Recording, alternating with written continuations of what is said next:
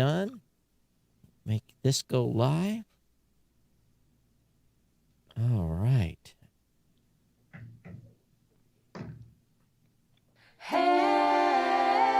Afternoon Delight with Todd and Rob. Oh, yeah. Afternoon delight indeed. Yes. Welcome to the new media yeah. show. Oh, yeah. How are you? I'm doing fine, Todd. We got started at 1 minute after 3 o'clock. People are going Holy to, smokes. yeah, people are going to show up at like 5 after and like, what did I miss? That's right. The early bird catches the worm. Yeah. Did you have a good, for those of you in the United States, and of course, you too, Rob, did you have a good 4th of July? Yeah, it was good. Yeah, I have no complaints. It's quiet as normal because I don't believe in lighting off fireworks. Really? Yeah, I stopped doing that many years ago. Oh, okay. You party pooper. I know it. I was a fiend at it for many years, but yeah. I kind of outgrew it. Well, I didn't have up things. My neighbors bought fireworks. I didn't really have to do any. Now, the only thing that I'm half tempted to buy, and really it's because of a holdover from being in Hawaii, and actually they do it on New Year's, not on 4th of July, because there's so much Chinese culture there. They buy these big rolls of like 50,000 firecrackers in a combined roll, and they hang them from like a 20-foot palm tree or something. They roll them out, and then every family member brings a roll, and you blow like 300,000 firecrackers in 30 minutes. It's fun, but it takes 2 hours to clean them up. Yeah, it's like, well, Chinese New Year, right? Exactly. Yeah. That's what they do. They let off thousands of firecrackers. I don't know. It does make a mess. No question about it does, and it's even in Honolulu on New Year's, it's just there's no fog. There's just sea of smoke, Not to mention all the kids that have gotten hurt or whatever. But anyway, who cares, right? If you did fireworks, good. If you had a few adult beverages, great. If you cooked out on the barbecue, went camping or whatever, I hope you got out and enjoyed a post-COVID 4th of July. Yeah. Still, some of the big 4th of July festivals were still canceled because. Really? Yeah. Well, I think the reason they were canceled is because they were canceled a long time ago because people didn't know when we were coming back. So, sponsorships weren't, obtained and all that kind of stuff, and there just weren't, so some of them happened, some of them didn't. But I thought I did to kind of jump into podcasting. I thought it was entertaining today, the headline in Pod News. So it was like, wow, okay. That's a revelation. CEO says that RSS is the cornerstone of open podcasting. And that's news. Wow. That's news. Wow. Can I say that really opened my mind to podcasting today, I have to say. So, I have to kind of admit here that Don't Eat Me, James Cridland had to be digging a little bit because, come on, I guess that has to be reiterated by Don't Eat Me, James Cridland. So, we know RSS is, do we want to call it the cornerstone? Right. I think it's the everything, actually. It's a little more than a cornerstone. It's what allows podcasting to be what podcasting is. Yeah.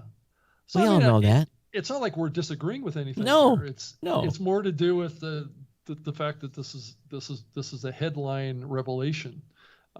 Is what's a little surprising. I guess I'm going to have to start writing those types of headlines. It's like a podcast.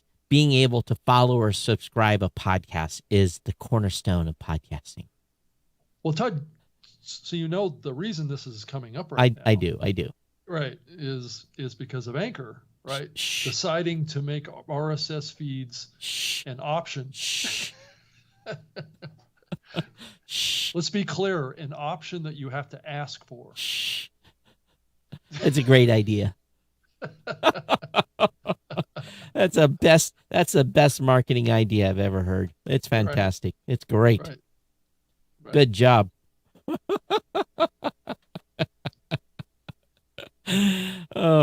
Good job, boy! I tell you, Right?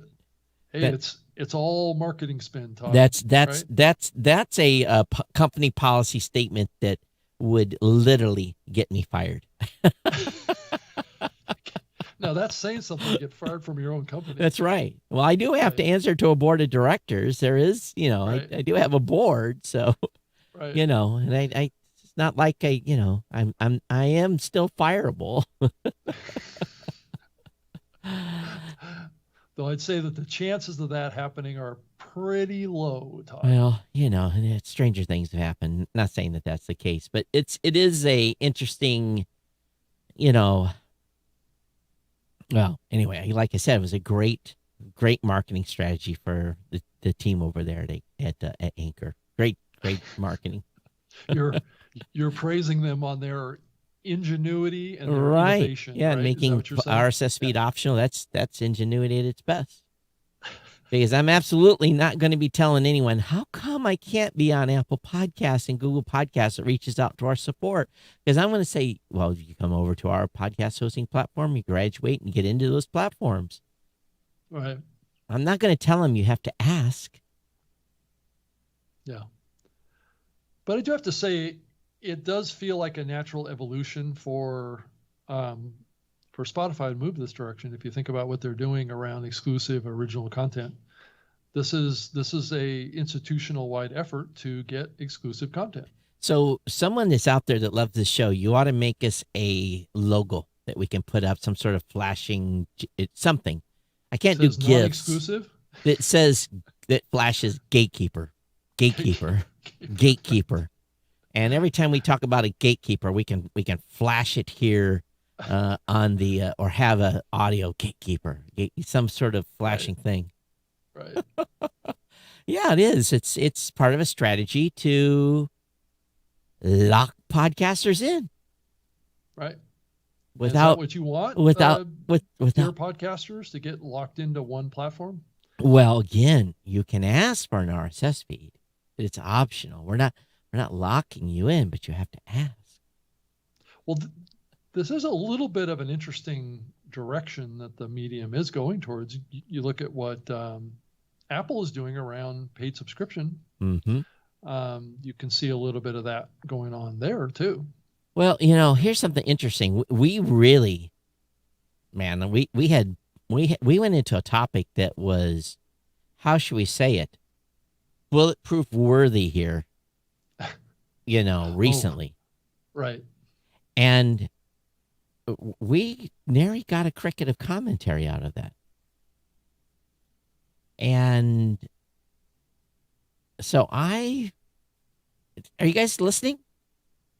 I mean, it does kind of go against the grain of this topic. But to some but degree, I right? know, Of but I the would have open thought nature of podcasting. I would have thought our commentary on that show would have, that when bing, bing, bing, bing, bing, our inbox should have filled up. But I guess people are just used to us being Todd and Rob. Well, I certainly think that's the case. Yeah, but it does conflict with this Yeah. agenda that we have around wanting an open medium, Mhm. right? Because what it is it creates a kind of a pullback on the open side of podcasting. Sure. So I can see some contradiction there in people's perception of the topic. Maybe they don't want to go there because they don't want to rock the boat on being able to build audience. Mm-hmm. I mean, that is one of the two tent poles that podcasters really focus on is growing audience, right? Marketing their show, building audience, and growing their audience. I mean, just to give an example, we just announced the addition of GeoSavin to the Libsyn platform today. Good. So you look at adding more distribution platforms, right? Not pulling back from distributing to distribution platforms is kind of where the industry is heading. So maybe there's a perception, Todd, that we were running in the opposite direction in that commentary as opposed to what most people want. Yeah, maybe. By the way, tell your dev team to keep an eye on their API. Okay. It can be overwhelmed. with Okay, not a fair lot of enough. traffic. Got it. Yeah. Do you guys have a deal with them as well? Yeah, I think they've You been also- on for a couple of months. Yeah. So getting ready to add an easy one. We only have to link to their site. There's a website in UAE, I think is where it's out of, that wants Oh, yeah. podcasts too. So Yeah, I was just on that Podlines PodCon here, oh, how was here that? this morning. I did a 2-hour session for that early this morning. So how was yeah, attendance to that? Was it good? yeah, it was okay. I mean, there were multiple tracks going on at the same time, so there was a splintering of the audience based on a person's interests. So it was just a 1-day kind of 3/4 day event.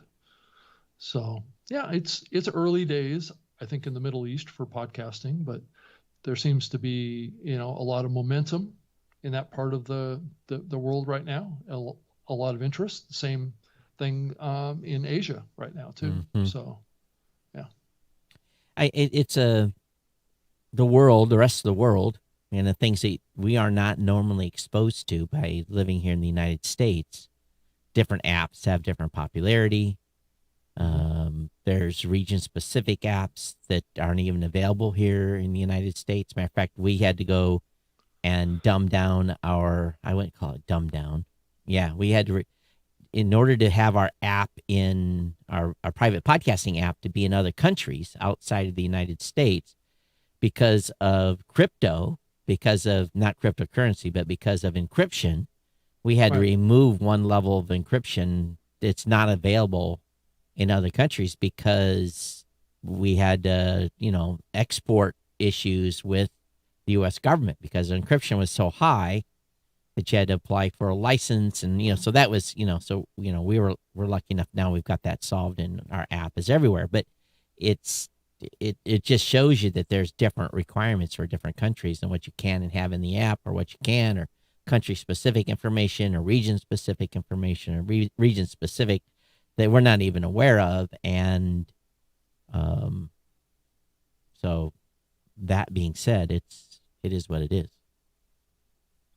yeah. Yeah, Todd, did you see this this new site called xpromo podlinglabs.com site that's basically calling itself what is it, the Tinder of podcast cross promotions? Okay. The Tinder of, okay, so what is the website again? It's xpromo.podlinglabs.com. Podling, Ling? Yeah. Podding Labs. Pod- PODDING labs.com. So xpromo.podlingslabs.com. Oh my God. Hey, you don't have to worry about that one being found. Right. X Poddings with 2 D's. find. Yeah. So search for title. Let's see if we're on there. I don't think so because we haven't been submitted, I don't think. Unless, no. But if you want to get a cross promotion partner with another podcast, this is what this platform is doing. But I thought it was interesting that they were calling themselves the Tinder for podcasting partnerships. Well, it's at a weird website, number one. So I maybe they couldn't get podding.com. Is that the problem? I don't know. Probably. Let me look. Where's that go right now? Oh, perfect domain. It's available for $19,999. What a deal. So here's the thing. When you're getting ready to start a new business or service, Right. find the domain name first. Right. So I was going to look at something else. The situation you run into is cross promotion is fantastic. I think podcasters doing cross promotion between shows is something that's very, very underutilized. And it's actually something that if you were smart, you would really, really, really look at trying to do as much cross promotion as possible. And that can take many forms, actually. It doesn't have to take the more traditional form, as we both know can be a challenging thing to implement, as you've tried to do it in the past as well. Podcasters typically have over time, over the years, become rather competitive. What do you think, Todd? yeah, I think so. And they don't realize less likely to cross promote. Yeah, they don't realize the value of essentially buying or not buying in. They don't see the value in doing that cross promotion. I think they're going to lose audience. So that's part of it that's out there. And so I think people just have to realize that there's a lot of value in doing that. Yeah, it's just, I mean, what does that relationship look like? I know some podcasters have resorted to buying ads on other podcasts as an approach to get audience acquisition strategy, and that's a viable option as well. But that oftentimes can take big budgets to get that done, especially if you want to advertise on larger shows. But is there an approach to cross promotions that you can do with another podcaster? I think it needs to be non-competitive type of relationship, but still rather complementary between the two podcasts to get that kind of deal. I know we did that kind of relationship back in the early days with the Tech Podcast Network, where I would run ads. Actually, you can still hear them today in my radio show that I did a long time ago. The ads that were voiced by Mr. McCaskey. So you can hear his voice in there, and I think even you, to some degree, voice some of those cross promotional ads that I played for the Tech Podcast Network. And we actually cross promoted with multiple shows. We would, we'd run people's cross promos all the time, which is interesting. You just got an ad deal for the Tech Podcast Network too. I'm working on that, which is kind of cool.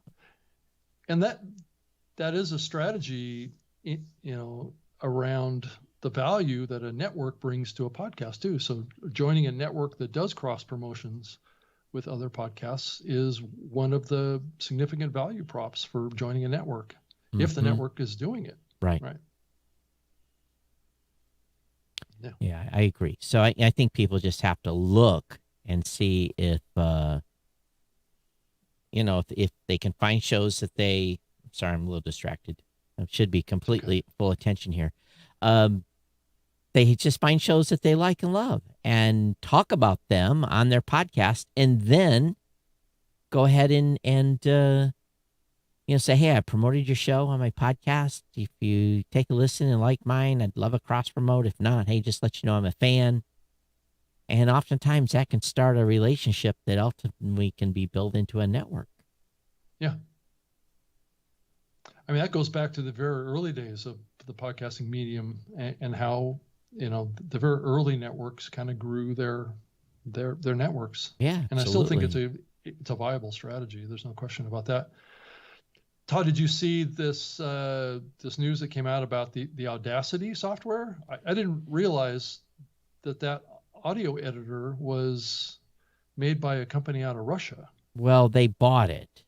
I think. They did? Well, someone bought it, and the company's now in Russia or something. So there's been a lot of discussion about it, of what's going on, and there's still a mixed bag of feelings on what they're really doing.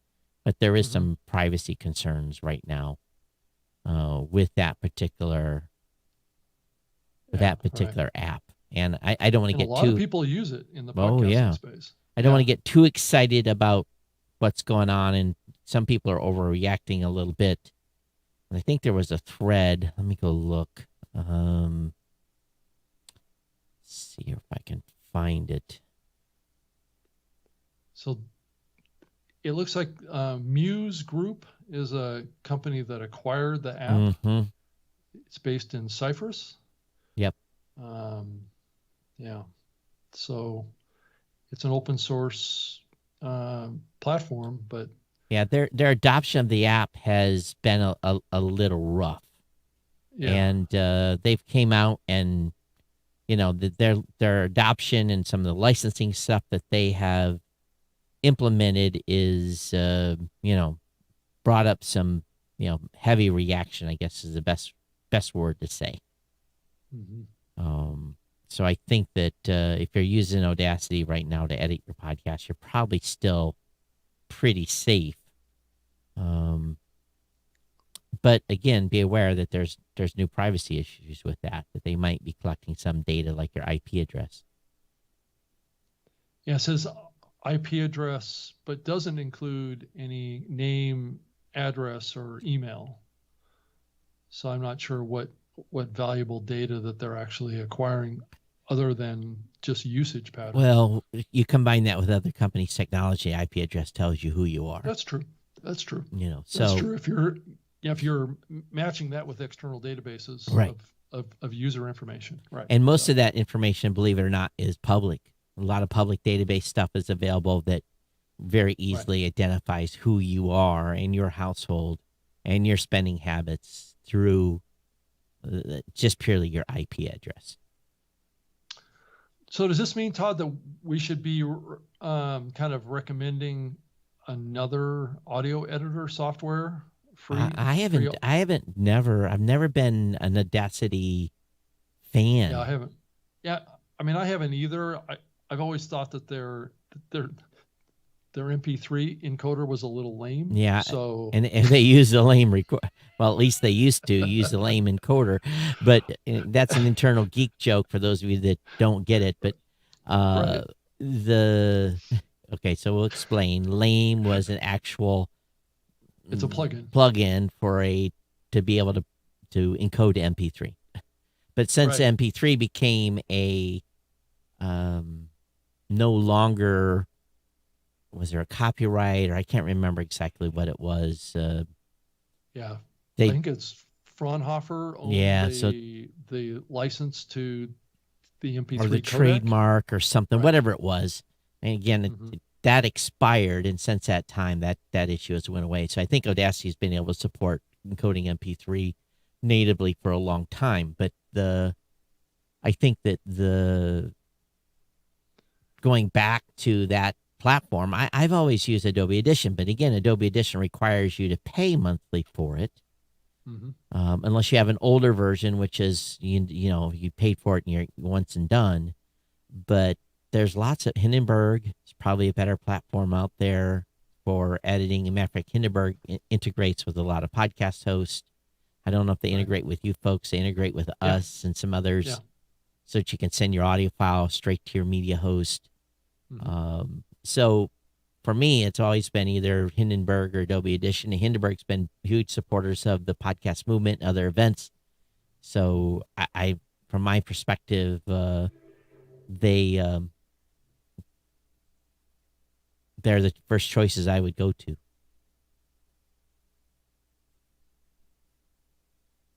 So yeah, I guess that's my perspective. Oh, you got the choo-choo train going by. Yeah, I use the Sony SoundForge audio suite. Oh, wow, you're one of those. Yeah. Huh. Yeah. Well, it goes back. I actually, in the early days, I used a couple of different software packages. One to record and one to edit. One was called Goldwave, and another one was I'm trying to remember what the name was. It was a multi-track recording software that was used by music studios. I'm trying to remember the name of it right now, but it's not important. But yeah, it was very similar to the Audacity software to support multiple input tracks. For, like each microphone, you could have a separate input track. So back in those days, that's pretty much the only way you could do it, because there weren't a lot of these more simplistic audio recording platforms that exist now. Right. But I mean, a lot of people are starting to record their podcasts in, like Riverside and, Right. Squadcast and all those now. But they're still using these audio editors to do post-production work. Right. But yeah, I think a lot of people have used Audacity over the years.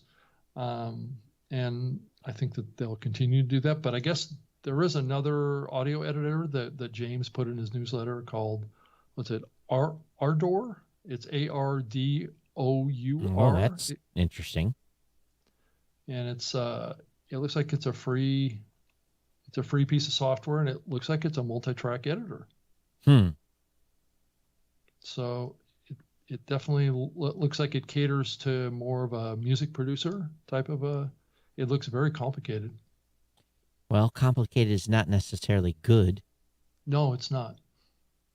I would say especially if you're a beginner podcaster. Ed Sullivan says Reaper is a good choice for price conscious. Right. And SoundForge is good too. It's only like $49, $50, and it's a one-time fee. I run into people all the time that are still using GarageBand. And yeah. So if you're a Mac user, I guess that's always available. I think it's free, isn't it, in Mac? So I'm a Mac user, but I've never used GarageBand. So at least I am now. So also, I was happy to see that the podcasts apps are starting to display links in their show notes now. Mm-hmm. So that was good to see it come back to Apple. Yep. And I think too is if it appears to me, and maybe this isn't true, but it appears to me maybe people are starting to listen and say, wow, why are we all doing things different? And why don't we align forces so that these feeds are kind of processed the same way and get some uniformity to this thing after all these years? Because every app was doing it 5 ways to Sunday. So hopefully everyone else will follow suit, and, Apple's kind of fix their issue. And now hopefully everyone else will just do the correct formatting. Mm-hmm. Yeah, it's good though, because people have over the years, they've really relied on the show notes as a base to link to resources that are discussed in various sections of your podcast. But I'm still okay. Here's Todd's philosophy on that. Got to have show notes. Got them having your website. We've talked about it 5,000 times on this show. Mm-hmm. But I really don't know if it matters that much in the apps. It may a little bit, but often when I'm listening to podcasts, right, at least me, at the screen. I'm not looking at the screen. And if they say something I want to reference, then usually I go to their website. But that's me. Maybe some people will look in those show notes and see if they can find the reference. But I would question, if there was a way to, probably there's a way to do some, some interesting manipulation. You could probably put some sort of a tracker on links that go in apps versus what's on your website and see what gets more clicks, if any. Yeah, I agree. But uniformity's good. Mm-hmm. And it looks like Apple's getting their bugs worked out that they had. And it's been a slow process, I have to say. Well, it's okay. What's here's the rule of thumb. Okay, boss, it's going to take me a week to get that done. 4 weeks later, coders are coders. Things are slower. Yeah, it doesn't. I got something. These things don't get fixed overnight. I got something dropped on my desk yesterday from my CIO. I said, "Where'd that come from? I've been waiting for that for when did that get finished? I didn't see that in a sprint demo." And they're, we had to work out a few bugs and this and that. It's ready now. And I'm like, okay, fired up. So, yeah. So Todd, to kind of move on to another topic here. Did you read the article that Stephen Goldstein wrote here from the Amplify website? Stephen is a longtime kind of radio guy that's really kind of repositioned himself to be kind of a podcasting expert and speaks at a lot of the conferences and things like that. But he put out an article, said, this is the title of the article: "If people can't find your podcast, Oh. they can't listen to it." That's a fact. So the first sentence in the article is, "Podcast findability is a real problem," he says. "Unfortunately, many in the podcasting space conflate findability with discovery. Oh, And while they are close cousins, they are not the same thing." that is an absolute fact. So does he Right. go on to, does he drink the Kool-Aid here with us? Well, he does break down the discovery part. He said that discovery often has some serendipity to it, right? Maybe a friend tells you about a podcast, or the podcast is highlighted in an article or featured in an app. Okay. Findability is more fundamental, he says.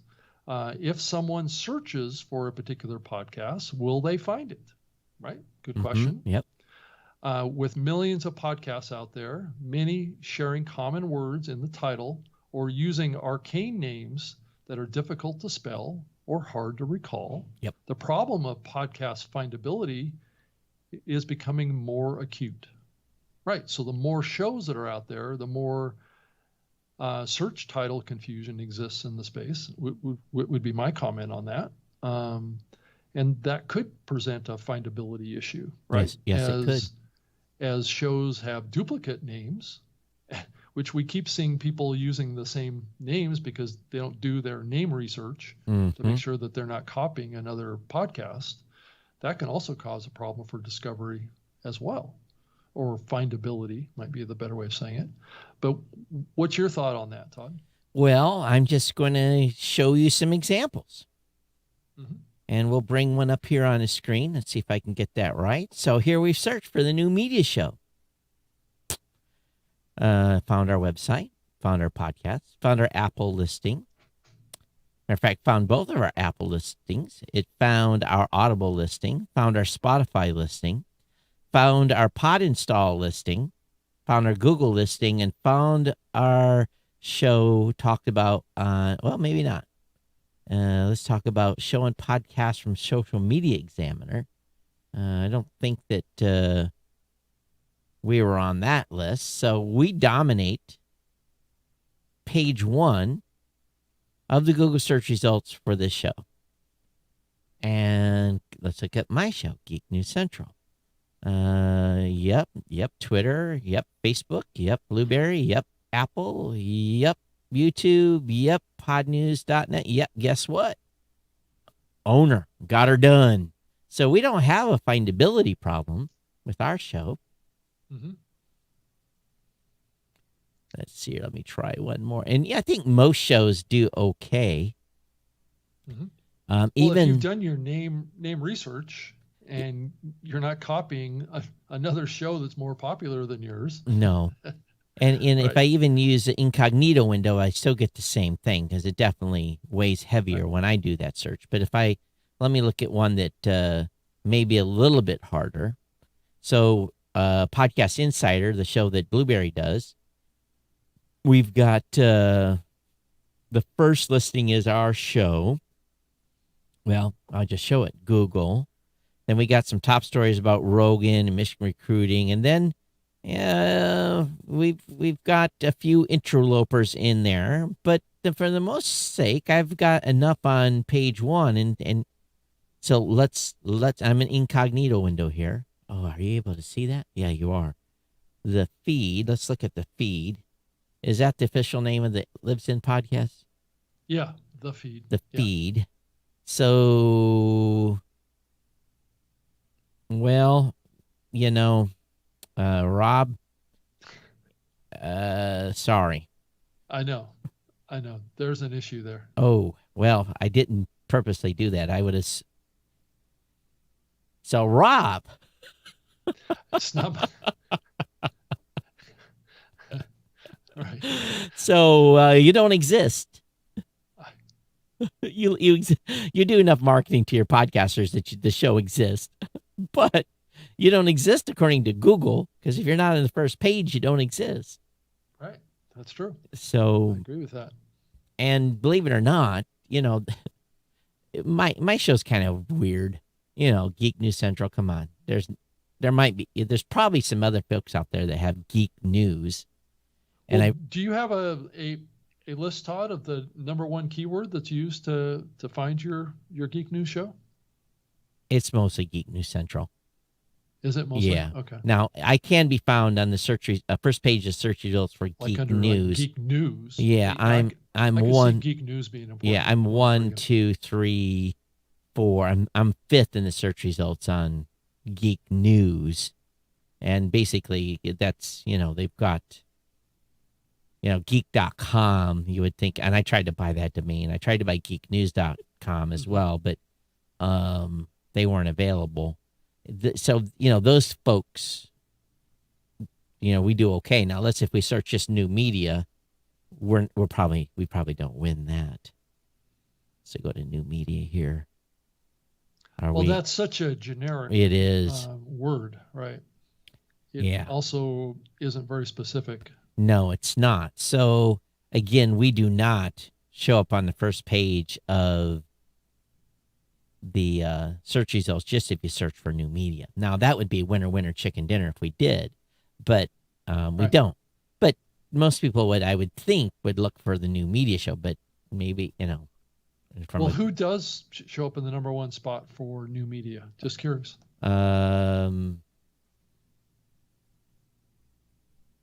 Whoops. Or even the number 2 and 3 spot. New media. Those are The number just- one is Wikipedia. Matter of fact, the new media is Wikipedia is number 1, number 2, and then South New Hampshire University, which what is new media, is number 3, and then New Media Denver is number 4. Forbes is number 5. New Media Inc. is number 6, and then it's a bunch of education type articles. Oh, So they're articles that are pointed to, not yeah, and specific websites. and there's no podcast linked to that search result either. And if I go to page number 2, did we make it into page number 2? Oh yeah, we do end up. We are search term 19. No. We are search term 1, 2, 3, 4, 5. We're search term 16. We're on page 2, but page 2 you might as well be on the buried far on the side of back the side of moon. the funnies page or something. Yeah, you might as well be buried on the far side of the moon. At Right. that point. Yeah. So Right. so it's Yeah. true. If you're gonna do a show, you better have a name that people can So if you find. did a search under new media podcast, Oh yeah, we'll we- own that. we come up. There might be a couple of others. I only see,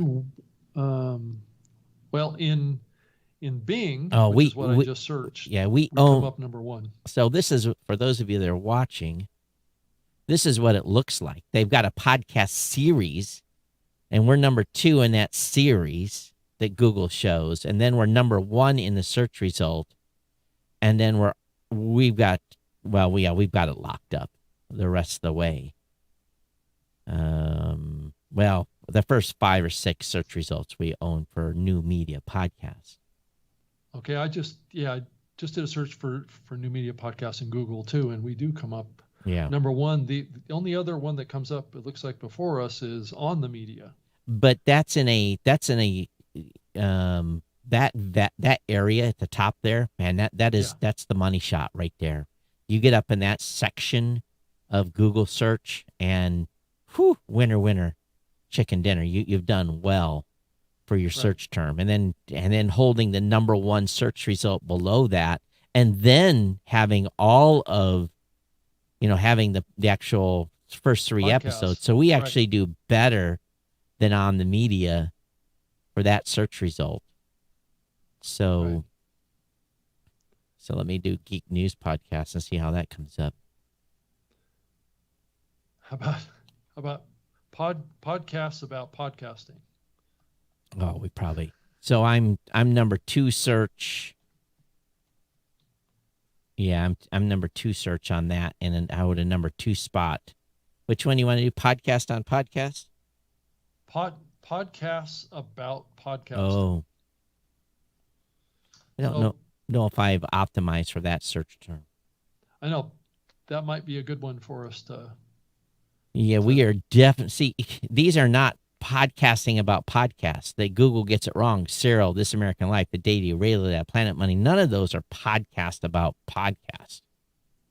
Well, the search that I did, podcasts with an S about podcasting, Oh, it does come up with actually the oh, first one at the top comes out She Podcast. then Audacity Podcast, the feed. So you guys do podcasts or roundtable. New Media Show is 6th, 4, Right. 5, 6, 7th on that list. After Pod News. Yep. And then where do we show up? I don't think we do in the following search results. But, we do okay from a search standpoint. I don't think people go any further than those right there at the top. Right. We So do, top 10, it says top 10 podcasts about podcasts. and we do end up as the number 1 listing in the podcast section down below. At least in my search, I do that. And I'm not in an incognito window. So let me change to an incognito window. Make sure that didn't get skewed. So the number 1 organic search result is a site called weeditpodcast.com. All right. And that is it says that the title of the article is top 10 podcasts about podcasting. Mm, And it comes up number 1 podcast is Podcraft. The second one is 5 Minute Mondays. Third one is Podcasting Step by Step. Podcast Engineering School. That's Chris Curran's podcast. Number 5 is She Podcast. 6 is Audacity Podcast. 7 is School of Podcasting. 8 is Podcasters Roundtable. 9 is The Feed. 10 is Better Podcasting. and We didn't show up on that and a list. couple of those podcasts are no longer podcasting. Right. So it's an old article. Yeah. So we are when I do an incognito window search, we are number 2 underneath the search results actually showing up as an active episode. Mm-hmm. Podcasting Q&A is Yeah, first. true. So, that's true. again, I think going back to what he had to say, and does he talk about specifically search, or is that what he's referring to in this article? Yeah, I mean, I think that's, it's this discussion between, findability and discoverability, which the discoverability part of it tends to be a little bit about listeners sharing to their friends or relatives, which is also, if you look at the research and Edison's research, these are the top 2 way people find podcasts, right? Right. Is search and just human communications around sharing of podcasts that they find interesting to a friend or a relative or a colleague. And these are the 2 primary ways. And if you're not positioning your podcast to go after these 2 areas, you're probably not going to grow your show. Something. I think I just heard you reaffirm something I've been talking about for 16 years. I know, Todd. I've never been off the page on that, Todd, actually. Okay, good. Because what's funny is I had to, let's just put it this way. I was making a comment to someone the other day. I said, no, you got, I see what podcast page creation service you're using. They have a nice page, and search for because they were hosting with us, and I did first thing I do is go to Google, and I looked them up, and we couldn't find them. And the person was very confused about that. And I'm like, Right. Not only can I find your show, I can't find your latest episode. And I hear the silence on the other phone. He said, well, I've got my own domain. I said, what you have is you have a page that's been created by an RSS feed where the master page is somewhere else. And that in that instance, the master page was actually a publisher page at Blueberry. Right. And I said, this is why we encourage you to have your own .com on your own website. And, so it was one of our customers. And I basically said, hey, this is why there's a problem here. Right. And they're moving. So they're going to, and I said, you're also on an IP that has a lot of this syndicated content because you're on a syndicated site that's make-believe webpage. And Right. so nothing. If I go back to the early days of my podcasting with my radio show, I really put a lot of energy into my website, a custom website built, and all this stuff. That's how I started podcasting. I was in the middle of building a powerful content management system for my show back in those days, because search was huge for me in the early days of this. Of this medium. And search is still big. And matter of fact, I've had a little drop at Geek News Central. I've been Google did an update here recently, and a couple of things I have to tweak, and so it's this ebb and flow. Nothing's perfect, even on my own site, by any means. So my goal is to win the episode search engine battle. I have no issue with having the show be found. But the battle for me is the ultimate win is the episode discovery. So in the last 4 or 5 posts, I have not won that battle. So I'm starting to look at, okay, what's going on? Was it just a real popular search phrase? Or did I not get indexed by Google highly because I did something wrong? And so, it's just a little thing. But guess what that does? That takes you digging down in a rabbit hole and maybe spending an hour or two using sites like Page Insights, using Google Search. They've got Google gives you all kinds of tools to tell you what's wrong with your website. Right. And maybe why you're being penalized or why something isn't coming up or, so there was a whole bunch of little, I'm just looking at every little thing. And I know part of it is right now, if you're not mobile ready, mobile first, matter of fact, mobile first. If your website's not mobile first, bye-bye, Charlie Brown. You're going to be in last place. Right. Yep. And some of you are going to ask, well, how do you make sure my site's mobile ready? Well, there's a very cool little test you can do. Let me show you how to do that for those of you watching. You take your browser and you squeeze it all the way down. Right. And then make it really thin. Really thin. And then you look at it and see how it loads. And if it's a website that will squeeze down, or you go out to about the size of a tablet, and there's actually some plug-in tools you can use with this, you can actually see whether or not your website's mobile ready or not, or even friendly. Right, and there's all kinds of tools out there that you can use to, that you can play around with from Google that also gives you that indication as well. Will tell you whether or not you're good or not. Yeah. But search is still huge. It's people don't know domain names; they know words. Right. I contend because my number one search result for my website is Geek News Central. Why are they putting geeknewscentral.com? I don't know. No, they type Geek News Central, hit return, and hit click instead of typing in unless it's been saved in their browser. So do you see a lot of traffic to internal pages on your website? Oh, yeah. Or do you see that's where top level? That's where 85 to 90% of my traffic goes is internal pages. Yeah, not to the root. Right. And this is why every page. Let me look what the number is today. I'm not shy to show. I am shy to show my secret login URL, though. I don't need to have that given out. Let me go and get this loaded. So today, the number of posts, there is, and we've deleted some stuff, but let me go ahead and flip it. There's 15,168 posts on the website.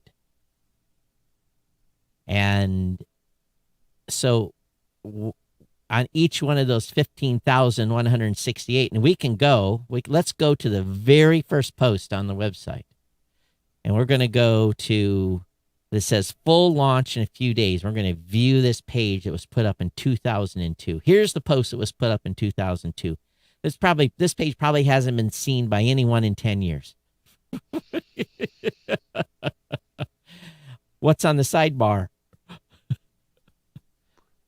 What's Right. on? Can you see it? You can't see it, Rob, because No, I can't see because you can only see me. It says subscribe to podcast. So that means that sidebar data is on 15,168 pages. Mhm. So Yeah. It's true. and the one person to land on that page just in the next 10 years, oh, that guy's got a podcast. And no one has landed on this page. This page is not, I haven't even looked at it in 5 years. Lucky it came up. So I haven't heard a lot from Google Podcasts lately. Have you? So it'd be No. great to get an update from them. It'd be great to get that at Podcast Movement. I don't know if they're going to be there or not. So we shall see. We did get some sorries. We can't be on your show responses, didn't we? Oh, from Google? No, not from Google, from another company. Oh, yeah. Actually, from both of them actually now. So Oh, that sucks. It's a lot of it's to do with travel restrictions still, right? yeah, and schedules and things like that. Oh, so we're still, how short are we on guests then? Are we still down Well, two? I have two guests booked for, and what we're talking about is the live new media show at Podcast Movement coming up on August 6th from Podcast Movement. I'm still going to try and get at least one more guest, Okay. but it should be still a full stage. It'd be you and I and potentially 3 other people. So that'll still be 5 people on stage, which is a full lineup. Yep. So And for just an hour or whatever we get. Yep. So I think it'll still be good. All right. Well, awesome. I think that, yes, it's too bad. I guess we won't say who they are, but yeah, it's too bad they couldn't have come on. But we may have some content from one of them, right? Maybe. I have my fingers crossed. Okay. And we might get a video clip. So maybe. Maybe. Yeah, Maybe. I haven't heard a confirmation on that yet. So All right. Well, that's cool. So anyway, to be honest with you, I think because the 4th happened, the news was a little slow here in the United States, from that standpoint. But Yep. let me look here. I was going to dig through a little bit and see what's been in the latest gossips, the gossip magazine, yeah. and the go ahead. Yeah. Did you hear that the Headliner platform, the platform that lots of podcasters use Yep. to publish audiograms Yeah. out to the social platforms, they're in the middle of deploying a new tool to record Clubhouse and Twitter Spaces and create short promo videos for social media from those platforms. Well, I know So- both of us are integrated with Headliner within our own platforms. So, but this would be for someone that is probably using the $9.99 a month plan at Headliner, probably be able to get access to these new tools then. Yeah, so you'd be able to record your Clubhouse or Twitter Spaces sessions into Headliner somehow. I'm not exactly sure how they're doing it. I signed up to be a beta user of it, but I haven't actually seen it yet. But I do have a call with the founder of the Headliner platform coming up next week, so I'm sure I'll hear more about it. So here's something that was interesting in the Sounds Profitable newsletter, and I found this was an interesting first paragraph to basically this was entitled "Added Time Isn't Added Value." He starts off in saying, "There's a misconception in podcast advertising paying for a shorter ad spot and getting a longer read is added value. Not only is that predatory behavior that publishers should be pushing back against, but longer doesn't always mean better. Danny Sellers, podcast partnership manager at Gumball, well, it means better. Now, this isn't what Danny Sellers, I don't think Danny Sellers said this. I didn't read all through it, but that's an interesting comment, because here's what I find. They may buy a 30, they may buy a 60, but podcasters are often the ones that give them a 90 or a 2-minute. Right. It's not, if you're giving, if you are expecting a 60, let's say you buy a 30 and you provide 30 seconds worth of copy to read, then that's one thing. But if you give a 30 and give talking points and require the podcaster to keep it to 30, you're probably going to get a 60. So If you buy a 30 but give them copy that will require them to go 60, that's a different story. Yeah. That's predatory. Right. But if you buy a 30 and give me copy that's 30, I'm cool with that. And if the podcaster goes 45 or 60, I'm fine with that as well. Mm-hmm. That's podcaster's choice. Right. I think some of these networks have got the point now where they 100% control ad length and creative oversight on the content of podcasts. In other words, there's if you are a NPR, or if you're a Wondery podcast, or if you're on whatever other platform where they own that show, they probably want to strictly enforce the 30, 60, because maybe they're running 4 spots. So I see no issue with them telling the media buyer, no, you get a 30, you're getting a 30. Now, longer doesn't always mean better, but in my opinion, it usually does, if it was done correctly. Not just to talk, but if you believe in a product, if I believe in this Lipton iced tea that I'm drinking and I get an ad from Lipton and I wanted to tote the value of Lipton iced tea and how my jug sat out in the sun for 2 days and cook this to a dark brown, beautiful tea color, that's my prerogative to do as a podcaster, to sell Lipton tea. But so I think there's a double edge there in that actual statement. Now, there's a lot more into this content that they go into and talk about that. But I think advertisers have been, I often will get copy that is definitely, they buy a 60 and it's 70. I'm like, well, we're over. We need to cut the copy down a little bit. Mm-hmm. I might give them 2 or 3 seconds. But if you can't deliver the ad, an average person can't deliver the ad in 60 seconds, then, maybe they need to go and rework the copy a little bit. But if my podcaster decides to talk a little more, I've never found that to be a bad thing. As long as they're not just talking to talk. I think there's probably plus and minuses about that. Here's the funny thing. Sometimes I do my GoDaddy ad. And I have a neuron fire in my brain and I get off track a little bit. I talk about something for about a minute and then I bring it back to the conversation. And then I wrap up the GoDaddy ad where the first, 45 seconds was about GoDaddy. A minute was about something ancillary. And then, 15 seconds, I thank them for being a sponsor and where to go get the promo code, but that was me, and it's not something that was repetitive. It was just something that kind of fit at the time because my brain fired us for that spot, for that, your mind works in mysterious ways when you're a podcaster. Right. But I just thought that when I read that, I kind of went, and I think publishers that are on fixed time should push back. If if I'm the one doing the deal, Mm-hmm. and I'm coming to you, Rob, I say, here's copy. And you go, I can't read that in 60 seconds. That's 80 seconds. You have every right to say, Todd, whoa. This is okay. They got to pay for a 90. They can't pay for a 60. Right. Yeah. I don't know how much you get involved with any of the media buy stuff. Does that run across your desk at all?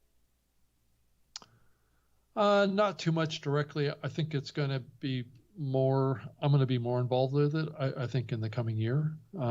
Sorry. But it's just not been something that I've needed to work on too much. See, no hair up here. I know. Believe me, I got pulled into it a lot when I was working at Podcast One. That's Yeah. for sure. So that's where I got most of my experience, plus with my own show that I did for 6 years. Oh, I bet you that selling. was animated with Norm.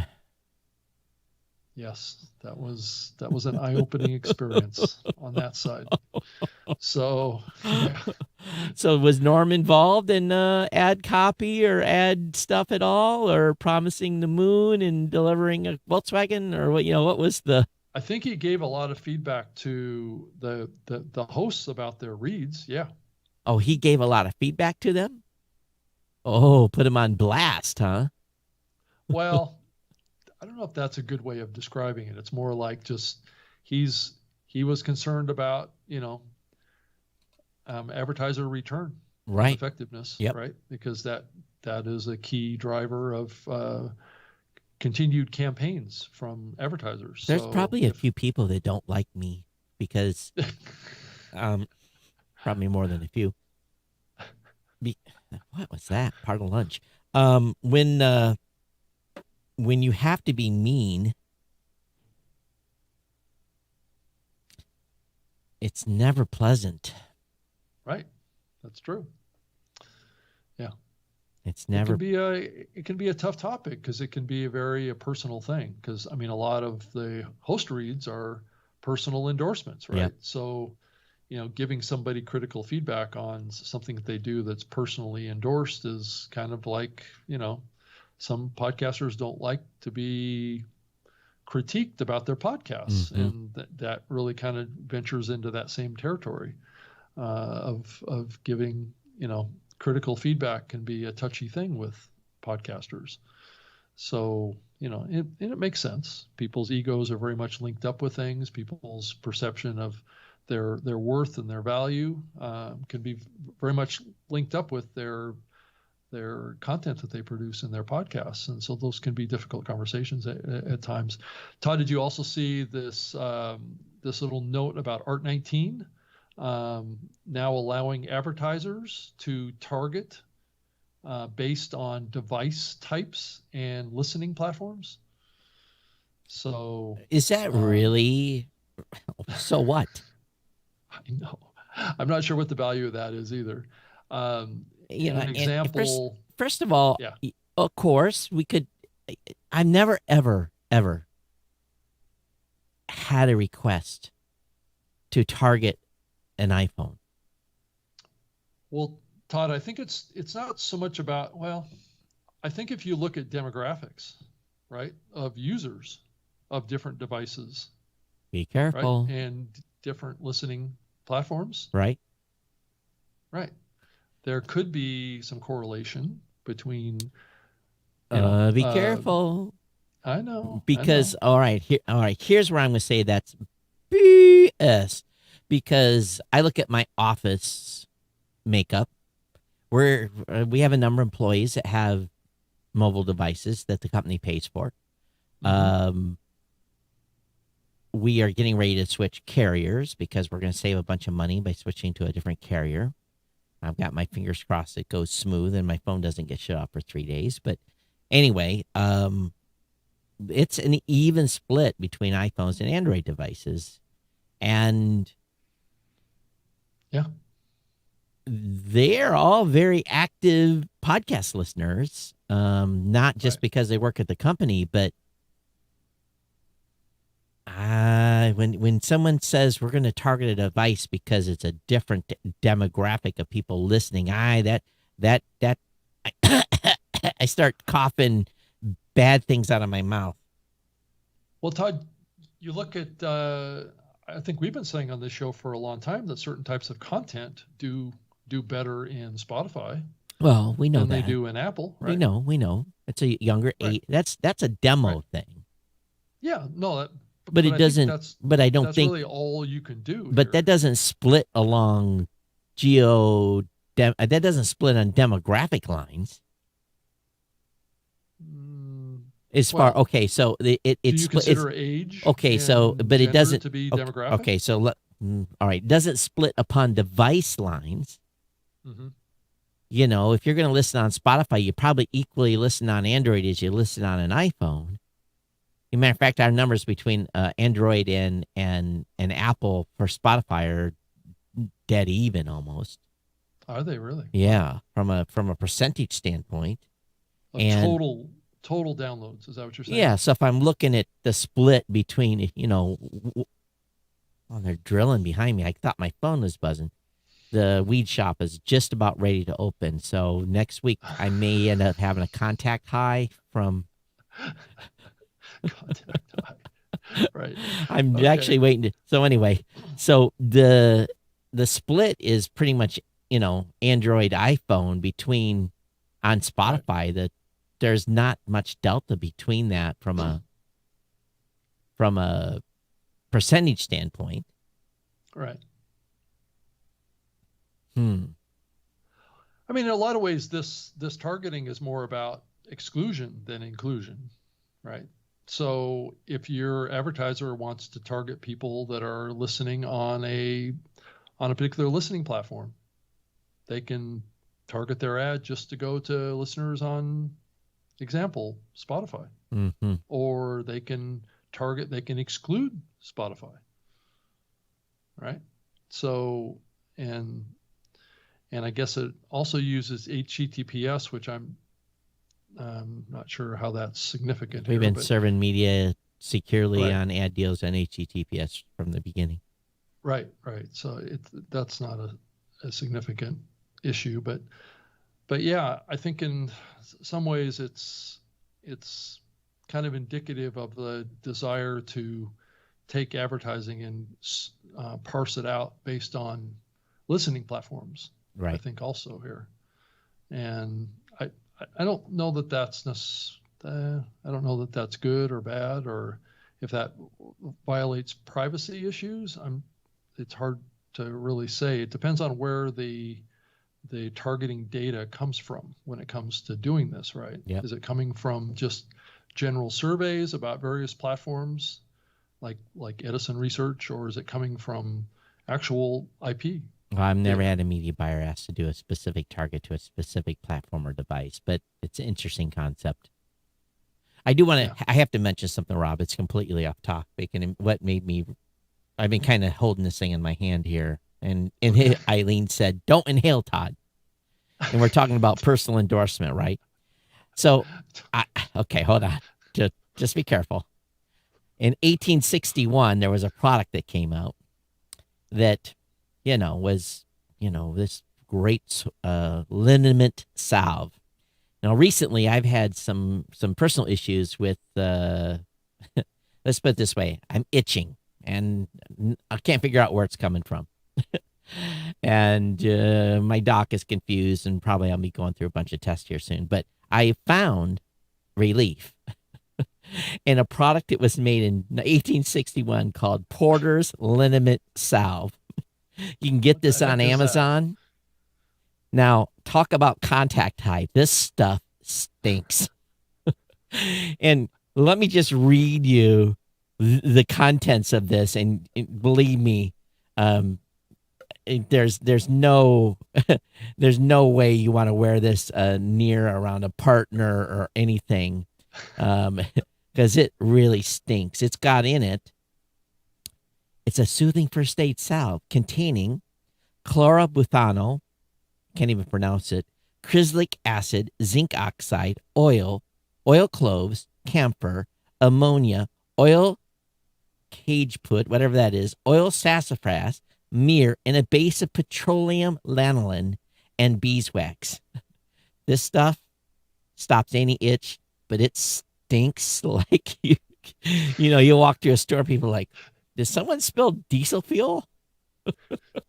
Speaking of, the cure is worse than the ailment. But right? no, this is fantastic, and it actually kind of smells like pine. But who wants to smell like a Christmas tree, right?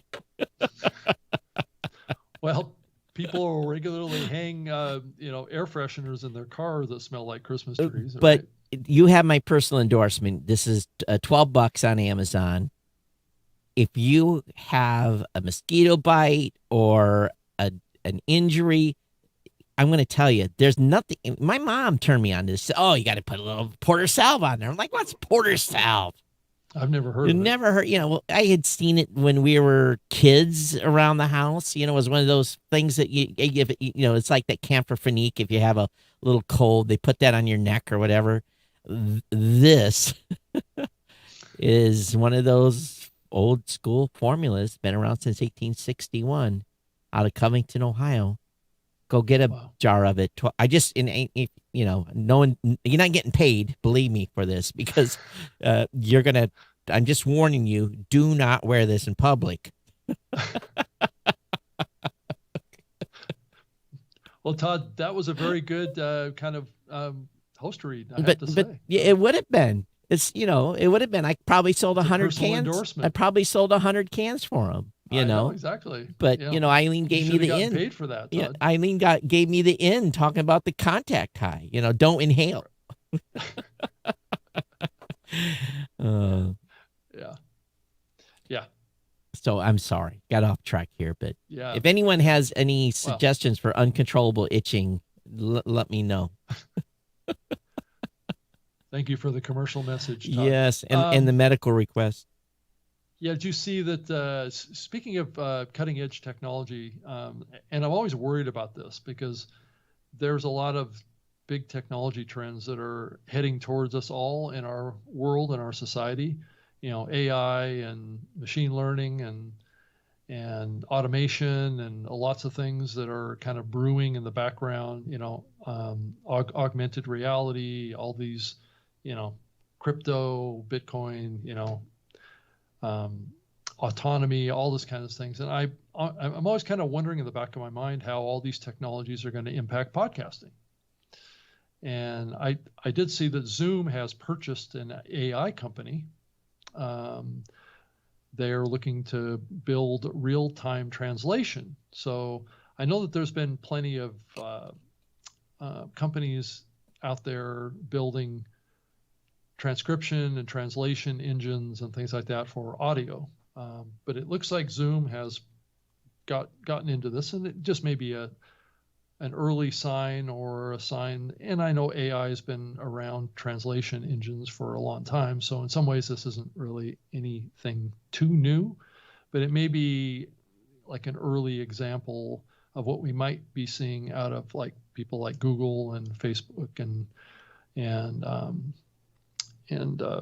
Apple and some of these podcasting platforms about real-time translation. Well, if you go ahead, yeah. If you look, And finish. Go. yeah, If you look go at ahead. Zoom, most Right. people think Zoom is just a meeting platform, but Zoom has a whole bunch of other commercial services as well. They have webinar software.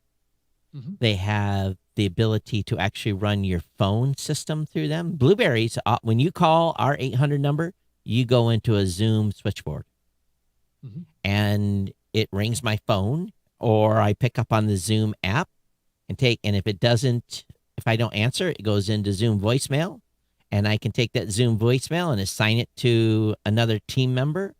So they're getting smart, and I'm sure what they're thinking about is, all right, we're doing all these voice products and video.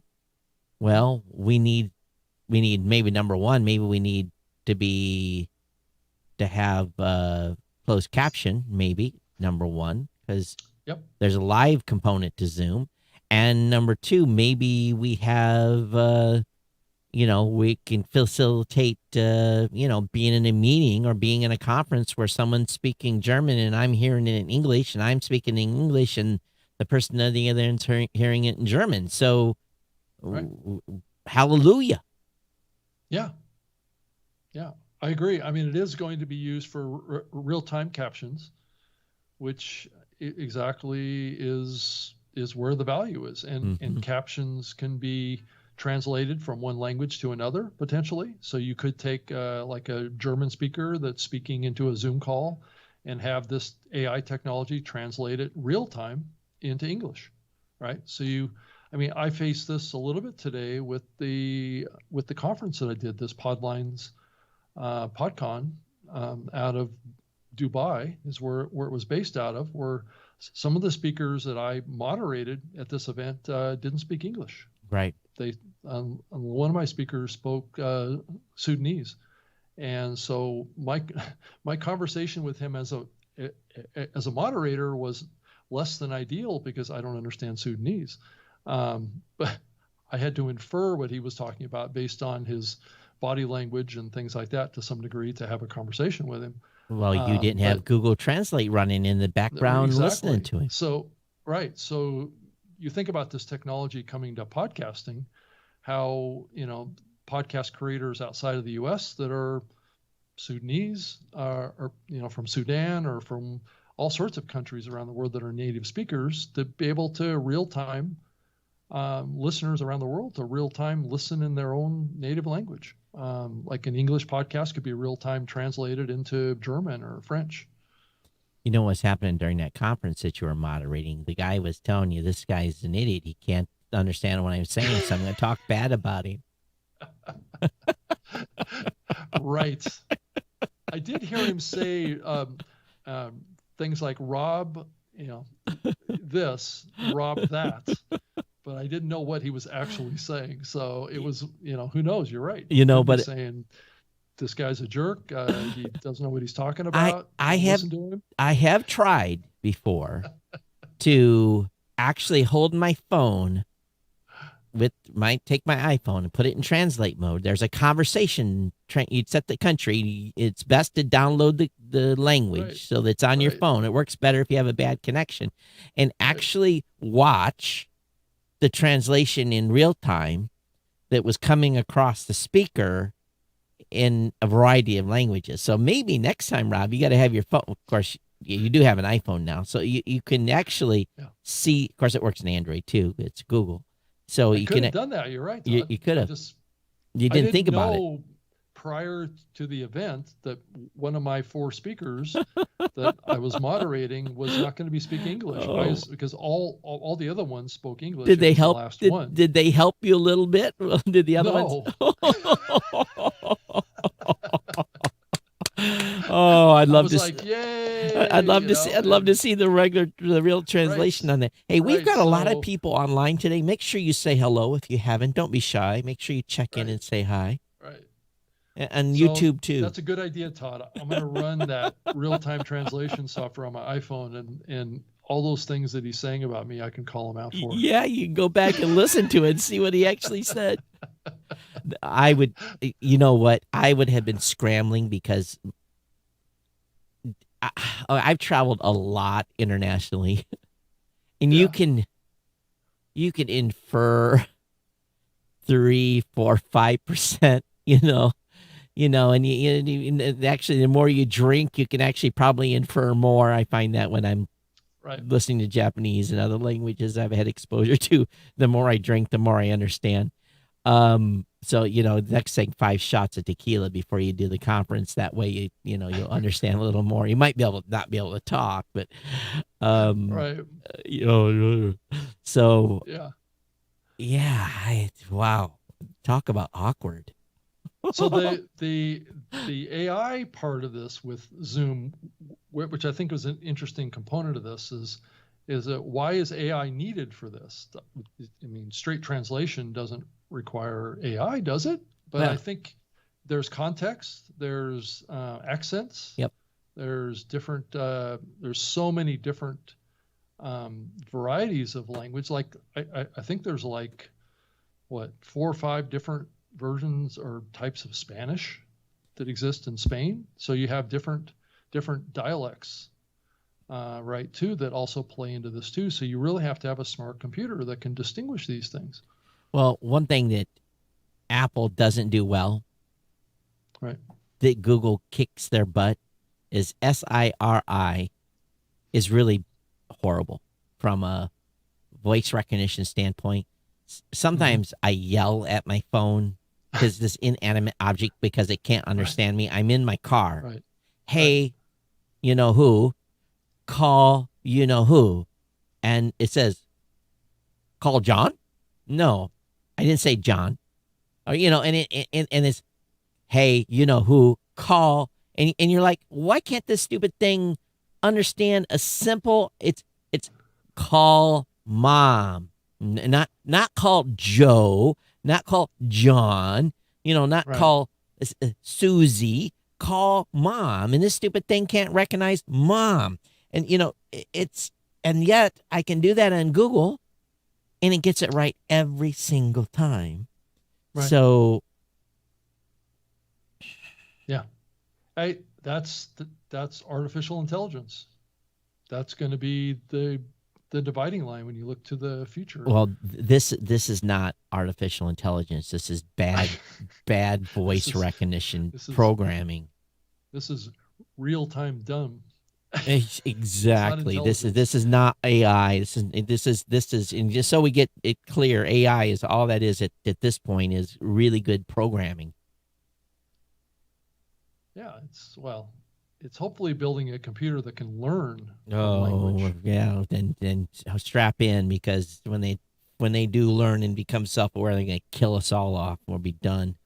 Be like Terminator Day. We're we're replaceable, Todd, That's at that point.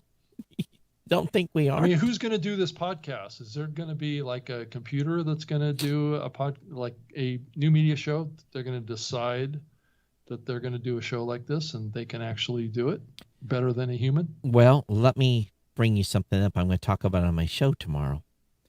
There is this conspiracy theory out this. But there's a conspiracy theorist that scientists now claim they can transfer the consciousness of a human into a basically digital storage, costs about a petabyte of storage.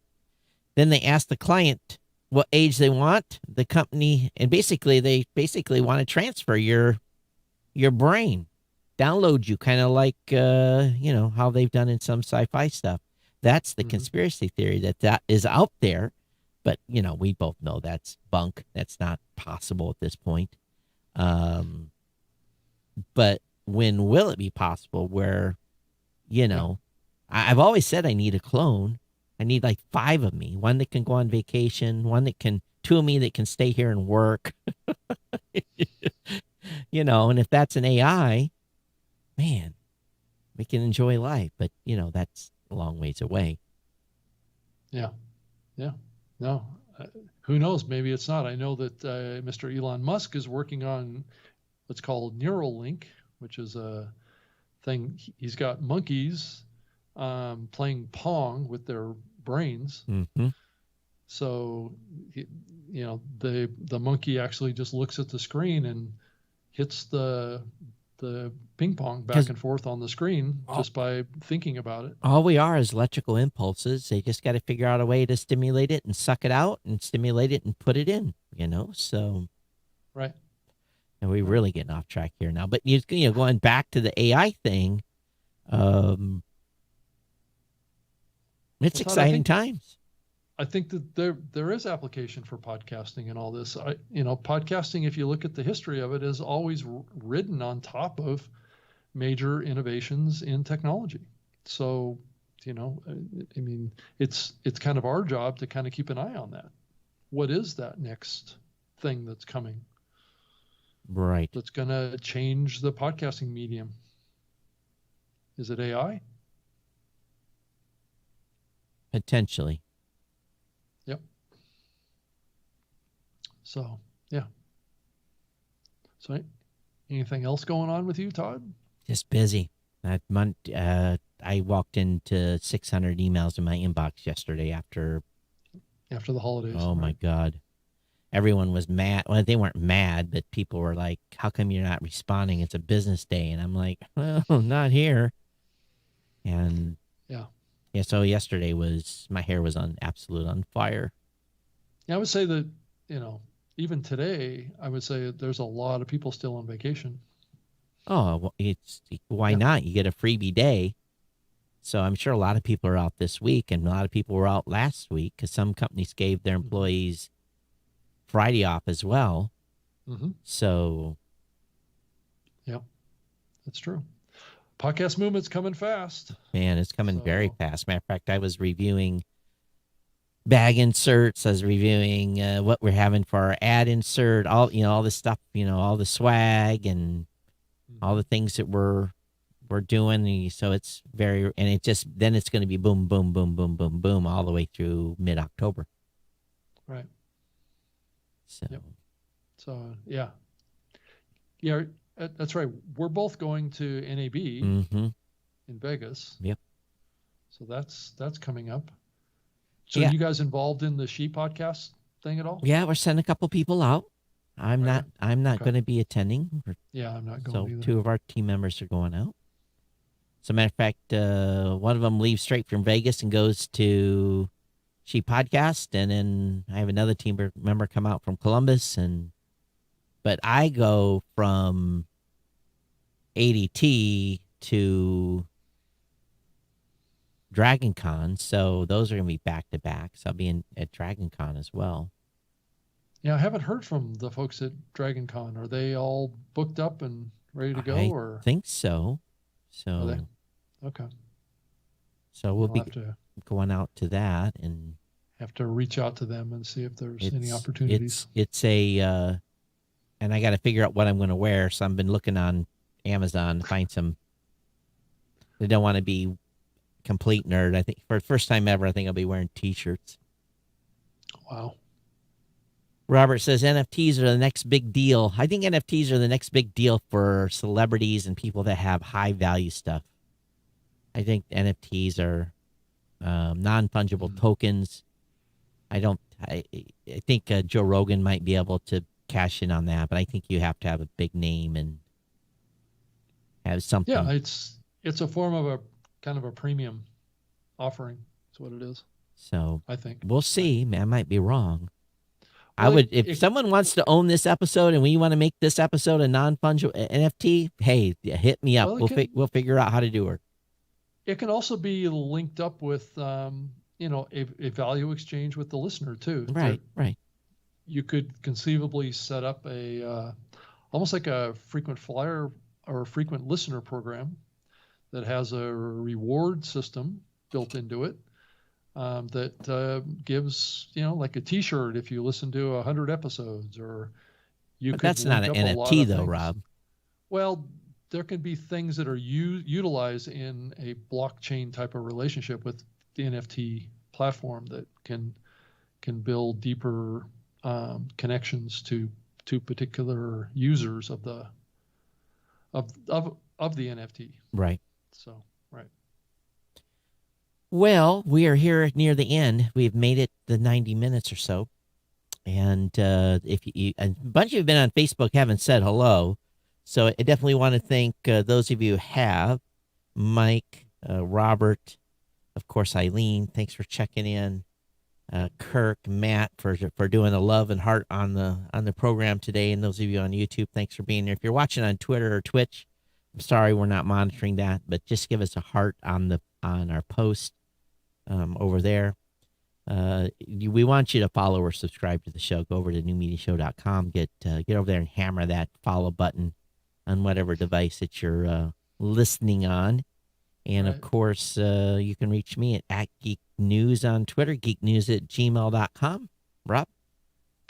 Yeah, you can also reach me on Twitter as well, at Rob Greenlee, and on Facebook, Instagram, LinkedIn, all those platforms too. So if you want to reach out to me on any of those platforms, you can do that as well.